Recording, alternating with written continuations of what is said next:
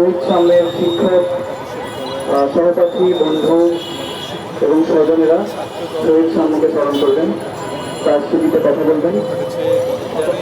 ধন্যবাদ। আমরা আয়োজনের একটু আমরা প্রত্যেকে আস্তে আস্তে করে একজন একজন করে আজকে সন্ত্রাস বিরোধী শিক্ষার্থী কেন্দ্রের আয়োজনে যারা শহীদ সামনেকে স্মরণ করে এখানে উপস্থিত হয়েছেন, সমর্পণের বিচার না হওয়া পর্যন্ত আমি রাজপথ ছেড়ে যেতেছি না এবং সামর যত ভাই আছে কেউ যাইতেছে না।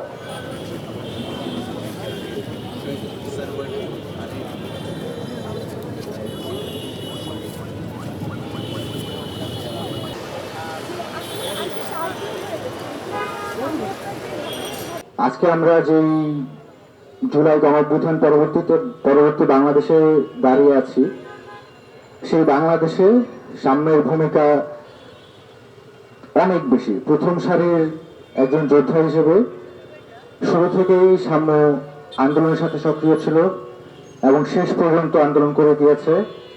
আমার ভাই মৃত্যুকে খুব কাছ থেকে বেশ কয়েকবার দেখেছে। একজন মানুষ হিসেবে যদি আমি সাম্যর কথা বলি, সাম্য কখনো একটা রাস্তার ফকির কিংবা একটা খুবই উচ্চবিত্ত মানুষ কারো সাথে কোনো তফাৎ করে নাই।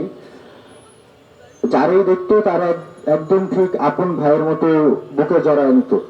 আজকের এই আধুনিক প্রযুক্তির যুগে আমি কোনোভাবে বিশ্বাস করতে পারি না, কোনোভাবে বিশ্বাস করতে চাই না যে এই কয়েকটা সিসিটিভির কারণে আমার বন্ধুর মেইন হত্যাকারীকে আইডেন্টিফাই করা সম্ভব হচ্ছে না। আমরা প্রত্যক্ষদর্শীর সাথে কথা বলেছি, তারা বলেছে সাদা রঙের একটা শার্ট পরা ছিল, মাঝারি গরম, ফর্সা চেহারার একটা ছেলে সাম্যকে স্ট্যাব করে।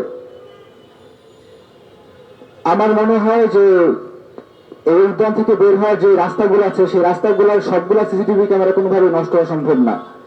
পুলিশ যদি যৌক্তিক তদন্ত করতো, যদি গুরুত্ব দিয়ে তদন্ত করতো, এতদিনে সাম্যর খুনিকে বের করে ফেলা সম্ভব হতো। আমরা যদি এই একটি তাজা প্রাণ যাওয়ার পরেও তার হত্যাকাণ্ডের বিচার এবং ক্যাম্পাস সহ ক্যাম্পাস পার্শ্ববর্তী এলাকা সোহরাওয়ার্দী উদ্যানকে নিরাপদ করতে না পারি, তাহলে এর চেয়ে লজ্জার আর কিছু হতে পারে না।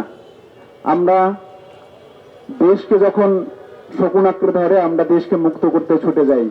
যখন কুয়েট আক্রান্ত হয়, আমরা সবাই মিলে একসাথে এসে প্রোগ্রাম করি। দেশের বিভিন্ন প্রান্তে যখন কোনো অন্যায় অনিয়ম হয়, তখন আমরা রাজুতে তৎক্ষণাৎ এসে মিছিল করি, প্রতিবাদে ফেটে পড়ে সবাই একসাথে হই। কিন্তু আমাদের একজন ভাই সাম্য হত্যাকাণ্ডের ঘটনার পরে আমরা কেন এক জায়গায় একসাথে প্রতিবাদে সামিল হতে পারিনি, আমি সেই প্রশ্ন রেখে গেলাম।